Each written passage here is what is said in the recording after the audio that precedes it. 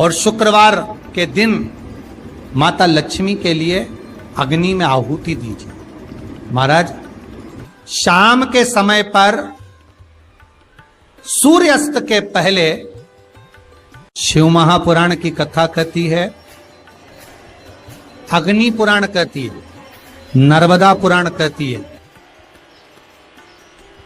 लिंग पुराण कहती है कि बेलपत्री के वृक्ष के नीचे, नीचे तो नीचे वो भी जाने दो, यहां तक वर्णन किया शिव महापुराण में तो कि बेलपत्री का जो फल होता है ना,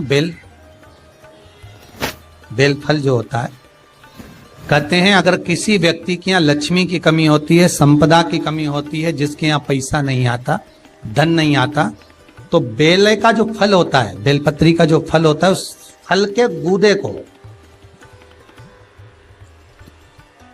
बेलपत्री के फल का गुर्दा निकाल लो, सुखा लो, गाय के घी में उसको डुबो लो और शुक्रवार के दिन माता लक्ष्मी के लिए अग्नि में आहुति दीजिए। महाराज, शाम के समय पर सूर्यास्त के पहले ये जो आहुतियां हम बेले के गुर्दे के फल की गाय के घी में डुबोकर माता लक्ष्मी और भगवान विष्णु के नाम से देते हैं, महाराज 2 या 3 शुक्रवार करोगे, लक्ष्मी की कभी कमी नहीं आती, संपदा बढ़ती है। एक प्रयोग और कर देखना, कभी अगर मौका मिले आपको तो प्रयोग कर देखिए। लिंग पुराण के अंदर लिखा हुआ है, शिव पुराण में, लिंग पुराण में और स्कंद पुराण में कहा गया है कि अगर किसी ने बेले के फल का अगर थोड़ा सा भी गुर्दा पाया है, बेले के फल को खाया हो या बेल का रस पिया हो या बेल के फल का जूस पिया हो, अगर वो व्यक्ति का अनायास किसी कारणवश प्राण भी छूट गए हो, तो शिव महापुराण की कथा कहती है कि 27 दिन तक वो बेल के फल का रस उसके नस नस में रहता है, तो उस व्यक्ति को यम नहीं छूते, वो कैलाश पर निवास करता है। मर भी जाता है तो अधोगति में नहीं पड़ता, नरक नहीं भोगता, वो बैकुंठ पद का कामी हो, बैकुंठ का निवासी। ये जो शिव जी को चढ़ती बेलपत्री हुई, शमी पत्र हुआ, मदार का पुष्प, आंकड़े का जो पुष्प हुआ, ये सब साधारण नहीं है। साथ शंकर का एक एक गुण तत्व ग्रहण करने वाले, शंकर का अनुमोदन करने वाले, शिव को एक एक वस्तु जो चढ़ने वाली साधारण नहीं। महाराज, हम तो आपसे निवेदन पहले भी करे, आज फिर करते। मान लो आपको ऐसा लगता है कि घर में बीमारियां ज्यादा घेर रही है, तो एक बेल का टुकड़ा, बेले का फल का एक टुकड़ा अपने ही घर में कहीं पर भी कटोरी में रख दीजिए, शिव का स्मरण, सुख प्रदान करेगा। अगर थोड़ा बहुत रोग आ भी गया निकल जाएगा, पर बड़ी बीमारी में कोई फंस नहीं पाएगा, ज्यादा जनहानि नहीं होगी, तकलीफ नहीं भोग पाएगा। शिव को प्रिय है। फिर वही स्कंद पुराण का संवाद आ गया। बेलपत्री के वृक्ष की जो जड़ होती है, उस जड़ के अंदर 33 कोटि देवताओं का निवास होता है। 68 करोड़ तीर्थ बेलपत्री के पेड़ के नीचे रहते हैं।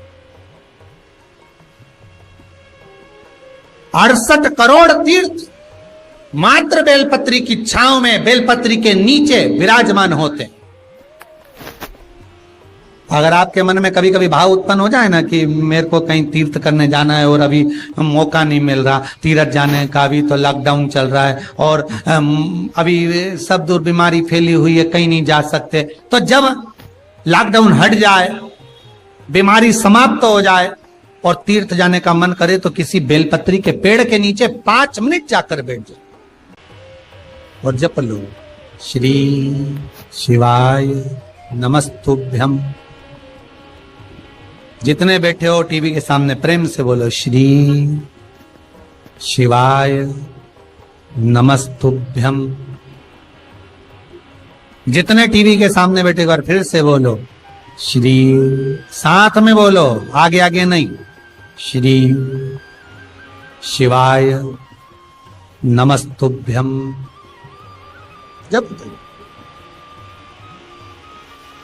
जब तुम्हारा मन करे मुझे चारों धाम जाना है, जब तुम्हारा मन करे कि मुझे काशी जाना है, जब तुम्हारा मन करे मुझे उज्जैनी जाना है, जब तुम्हारा मन करे कि मुझे ओमकारेश्वर, मुझे सोमनाथ जाना है, भीमा शंकर, बैद्यनाथ, मल्लिकार्जुन जाना है, केदारेश्वर जाना है, बस नागेश्वर जाना है, थोड़ी देर के लिए बेलपत्री के पेड़ के नीचे जाकर भी 68,000 तीर्थ सब बेलपत्री के वृक्ष के नीचे विराजे।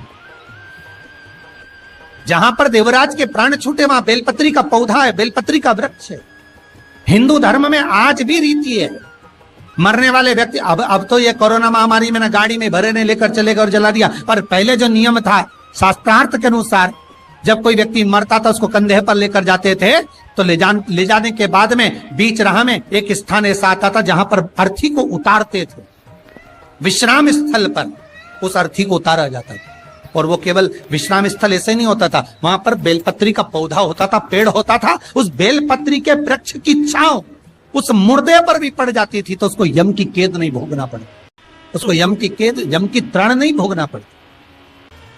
इसलिए उस बेलपत्री के पौधे के नीचे उसको विश्राम दिया जाता है, बेलपत्री के पौधे के नीचे उसको विश्राम दिया। जब शिव कह रहे हैं देवराज तेरे प्राण छूटे, मना नहीं है तेरे प्राण छूटे, पर तेरे प्राण जहां छूटे वो बेलपत्री का वृक्ष था, और अब तुझे यहां नहीं रहना है, अब तुझे कैलाश पर रहना है। तो कैलाश पर क्यों? शंकर भगवान बोलते हैं ये मृत्यु लोक जो है ना, पृथ्वी, ये भूमि जो है ना, ये मेरी निवास स्थली है, ये मेरा घर है। इसलिए शंकर भगवान ने, भगवान विष्णु ने जब कहा था, भगवान विष्णु जब शंकर भगवान से बोले कि मैं आपसे मिलने आना चाहता हूं, तब शंकर भगवान बोले आ जाओ। तो भगवान विष्णु पृथ्वी से एक हाथ ऊपर पांव रखकर चल रहे थे। तो शंकर जी ने पूछा तुम पांव जमीन पर क्यों नहीं रखते, पृथ्वी पर रखो। शिव जी मैं पांव पृथ्वी पर नहीं रख, क्यों? नहीं नहीं नहीं नहीं, मैं पांव पृथ्वी पर नहीं रख सकता। आखिर क्यों? शंकर भगवान से भगवान विष्णु कहते हैं पूरी पृथ्वी पर छोटे छोटे कंकर नजर आते हैं, हर कंकर में मुझे शंकर नजर आते हैं। जब कंकर में शंकर दिखेगा तो मैं पृथ्वी पर पांव कैसे रख सकता हूं? शिव जी बोले, भाई नारायण भगवान विष्णु से बोले, है नारायण अगर आप इतनी दूरी बनाकर रखेंगे तो फिर हमारे करीब में कौन आएगा? हम चाहते हैं कि आप हमसे मिलकर रहें, हम आपसे एक क्षण की दूरी सहन नहीं कर सकते। आप हमसे चिपक जाएं, लपट जाएं, आप हमसे रम जाएं, हम आप में रम जाएं। कुछ ऐसा कर दो, शंकर जी कह रहे हैं नारायण कुछ ऐसा कर दो कि शंकर नारायण से दूर नहीं रहे, नारायण शंकर से दूर नहीं रहे, ऐसा कुछ कर दिया जाए। तब भगवान शिव ने भगवान विष्णु से कहा एक काम हो सकता है कि आप सांप बन जाओ। भगवान विष्णु ने पूछा मैं सांप बन जाऊं क्यों? शंकर भगवान कहते हैं सांप बन जाओगे तो मैं गले में आपको डालकर रखूंगा, आप मुझसे चिपके रहोगे, मैं आपसे चिपका रहूंगा, आप मुझसे लगे रहेंगे, मैं आपसे लगा रहूंगा, दूरी नहीं रहेगी एक क्षण की भी। और भगवान विष्णु सर्प बन गए, भगवान विष्णु सांप बन गए, सांप बने भगवान शंकर ने। भगवान विष्णु जब सर्प बने और सर्प बनकर भगवान शंकर ने अपने गले में भगवान विष्णु को धारण कर लिया। आज भी शंकर भगवान के गले में जो सांप पड़ा हुआ है वो सांप केवल सर्प नहीं है, वो भगवान विष्णु का ही एक अवतार, वो भगवान विष्णु का एक स्वरूप। शंकर भगवान के पूरे शरीर पर 6 सांप हैं। कितने सर्प हैं? 6।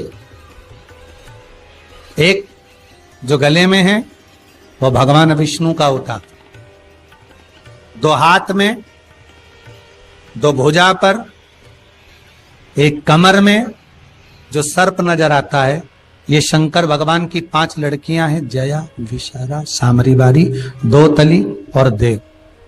शिव जी की 5 लड़की। शंकर भगवान के पूरे शरीर पर 6 सर्प हैं, 5 लड़कियां और एक भगवान विष्णु का स्वरूप, भगवान विष्णु का प्रतिबिंब, भगवान विष्णु का ही एक स्वरूप।